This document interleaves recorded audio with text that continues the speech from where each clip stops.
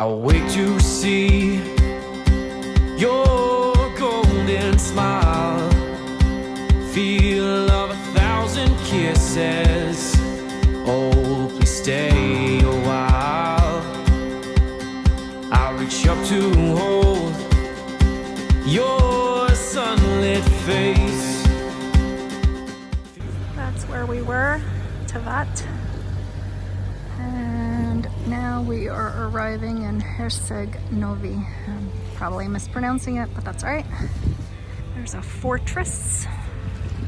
It was one of those days that makes you question every plan you've ever made on a boat. We were ready to leave the Bay of Kotor and finally start making our way down toward Greece. But the weather had other ideas. Again. So while we waited for the next so-called good weather window, we decided to explore a bit, starting with the seaside town of Herceg Novi, sitting right at the entrance of the bay, guarded by its old fortress high above the water. The view from up there looks like something out of a movie, if that movie also included two sailors stuck waiting for the wind to behave.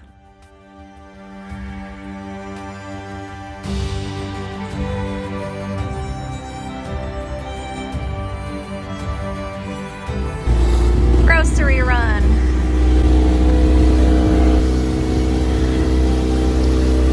Herceg Novi. We're gonna go see the fortress after the groceries.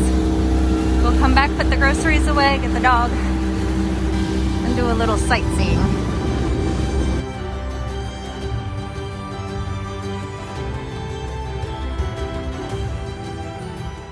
We're still behind on our videos, no surprise there. This footage is from September 2024, and it was one of those blisteringly hot days when the deck feels like a frying pan.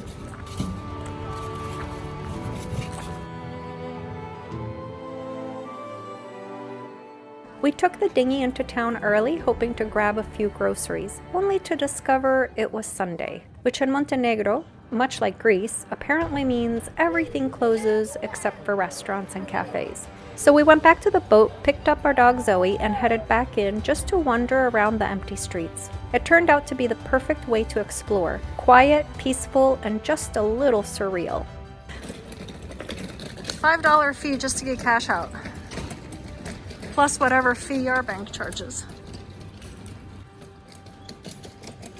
I've somehow managed to forget to mention something in all of our Montenegro and Croatia episodes, the ATM fees. If you're used to Greece where cash withdrawals cost under €2, brace yourself. Here and in Croatia, most banks charge €5 or more. So wherever possible, pay by card and keep some cash stashed away for those no card accepted type of moments. There's an eyeball right there, and then they put rocks inside the mouth. They're like teeth. You sure you want to do this? There you go. Herceg Novi was founded in 1382 as a fortress town on the slopes of Mount Orion. Over the centuries, it's been ruled by just about everyone. Bosnians, Venetians, Ottomans, Austro-Hungarians, they all left their mark. Today it's a tangle of steep stone stairways and sun-bleached walls climbing up toward the fortress. From there, the entire Bay of Kotor unfolds below, a reminder of why so many armies, and now sailors, have tried to claim the view. So the plan, because yes, we did have one, was to leave our anchorage at Sveti Marko, that old abandoned Club Med island near Tivat, stop in Herceg Novi for a day or two, then continue out of the bay to Luštica Bay, sail down to Bar, check out of Montenegro, and do an overnight passage straight to Greece, skipping Albania. But as often happens, Mother Nature went off script.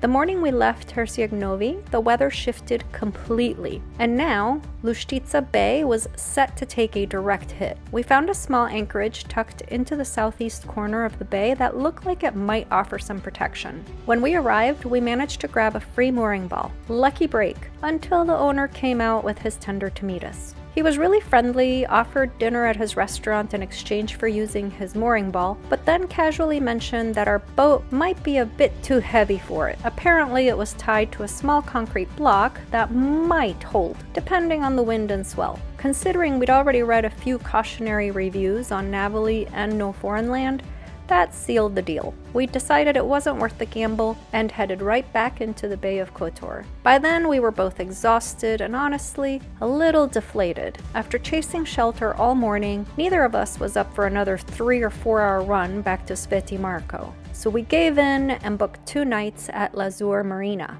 Sometimes you just have to pay for a little peace of mind. So much for the mooring ball place. We turned around and came right back into Kotor Bay.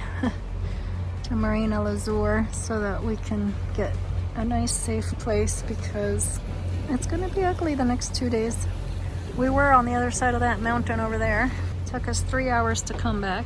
Or not 3 hours, but 2 hours maybe? Alright, must put phone down and concentrate. Whew, we pulled in just in time. Within hours, the sky darkened and the wind picked up. Mother Nature was sharpening her claws again, and we were very happy to be tied up securely, listening to the storm instead of riding it out. That gullet was on the outside of that pontoon. First time coming out today. It's like 5 or 6 in the afternoon, but it was pouring rain and we had a pretty bad storm all day. Oh, there's a kitty cat, nice and comfy. So, I finally made it outside. And the only reason I'm out here is because Zoe needs to go to the bathroom. Oh, it's creepy out here. Creepy, creepy, creepy. Thank God we came to the marina because it was not pretty this morning. We would have made it, we would have been fine, but we avoided a bit of stress by coming in, so I'm not unhappy about it.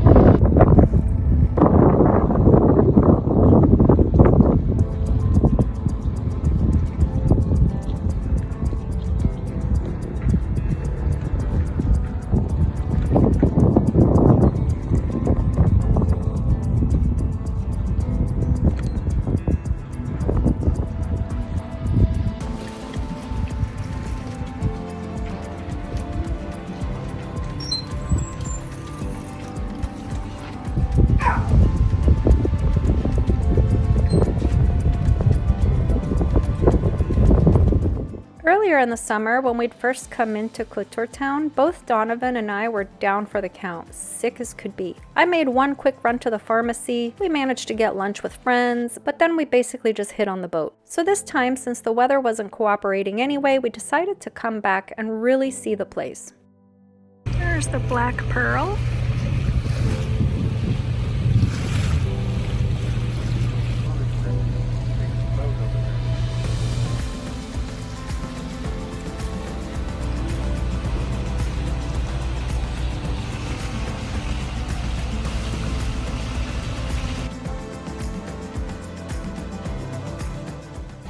The Bay of Kotor is famous for its narrow, fjord-like shape, surrounded by steep green mountains that drop straight into the water. Kotor town itself is a maze of stone streets, old churches, and red-tiled roofs climbing toward the fortress above. The mountains around Kotor rise like dark sentinels, and that fortress, perched high above, feels like it was built to watch over something ancient and secret.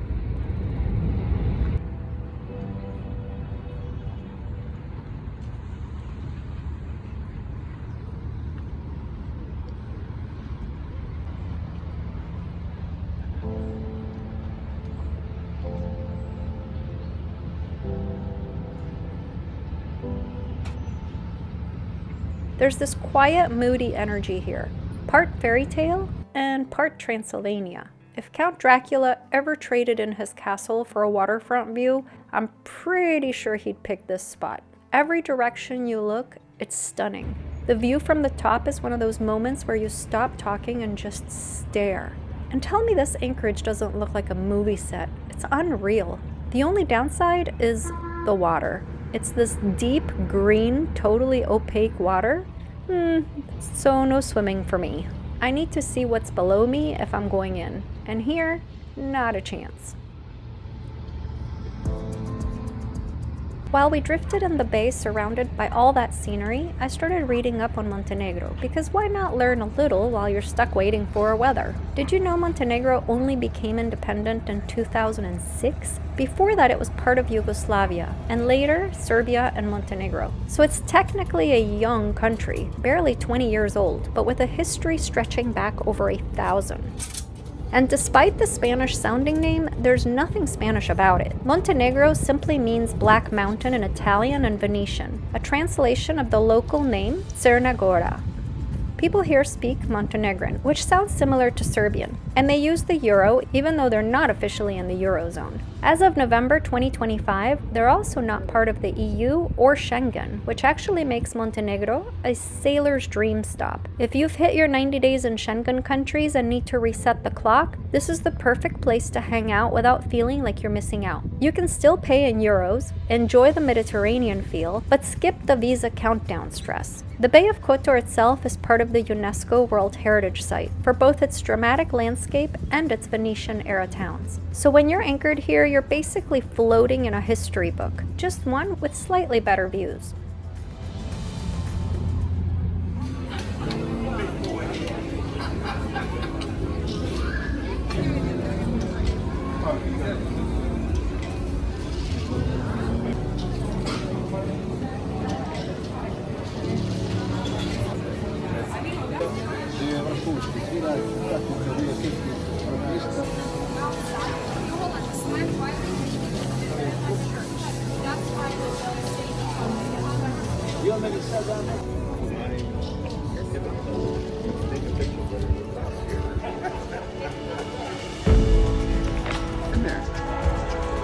What's up?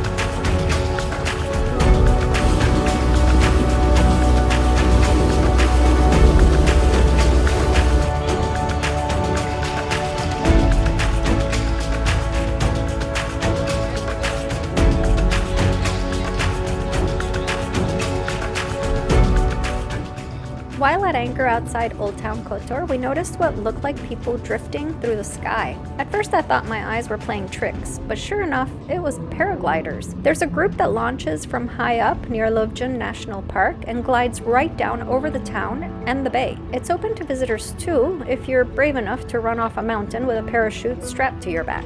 I'll stick with the boat for now, thanks. He's gonna land at the barbecue place. You hungry?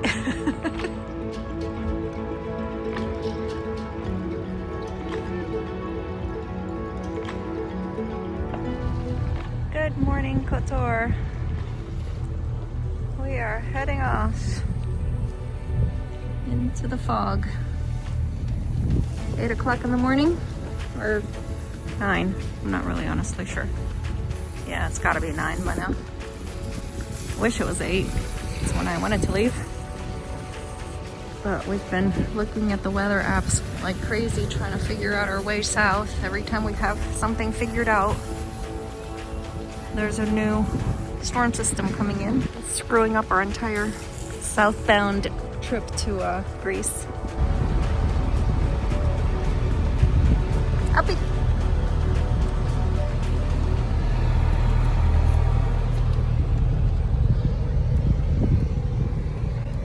Come on, let's go potty. Go. Say good morning. We've left our anchorage to head back toward Tivat, and the fog has rolled in. It's unlike anything we've ever seen before. Remember earlier when I said the mountain gave me Transylvania vibes? Well, this fog just doubled down on it. Look how beautiful that is. We just came from this direction. It was so thick and ghostly, it looked like the whole bay was auditioning for a vampire movie. As we motored through the bay, the top of each mountain was glowing in full sunlight, but right at the water level, a thick, bright white fog clung to the surface. It looked like waves of mist rolling across the sea, almost like desert sand dunes made of fog. It's called advective fog, when warm air slides over cooler water and the moisture condenses just above the surface. Wish I could know this because I paid attention in school, but no, Grok just told me. Anyway, it felt like we were cruising through a dream, or maybe a ghost story. I don't know, this whole area just gives me Count Dracula vibes.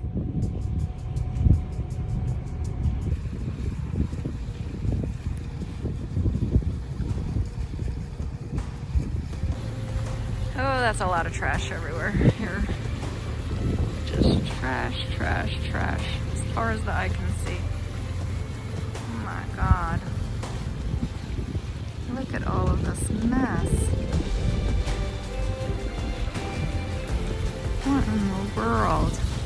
As we got closer to the narrow channel leading back towards Tivat, we started seeing floating debris. Plastic bottles, branches, even big limbs from trees. It was really depressing. The bay doesn't have much current, so when wind and rain blow debris in, this is so depressing.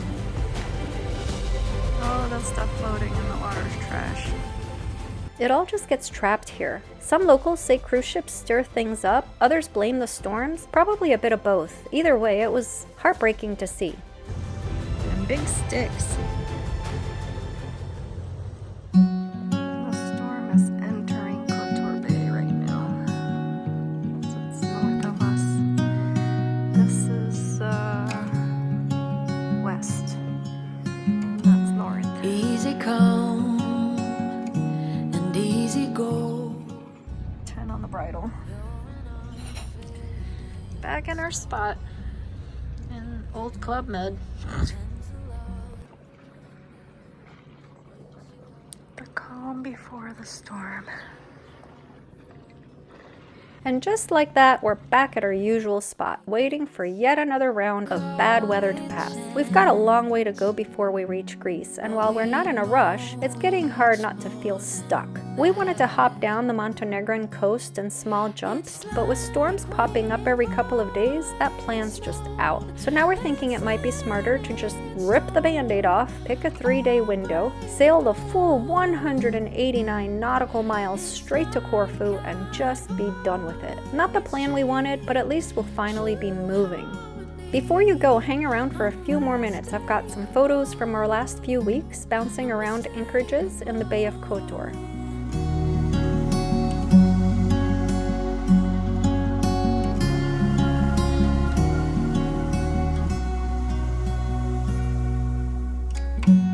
Through each night we'll keep burning bright. I'm so lucky to be loved by you.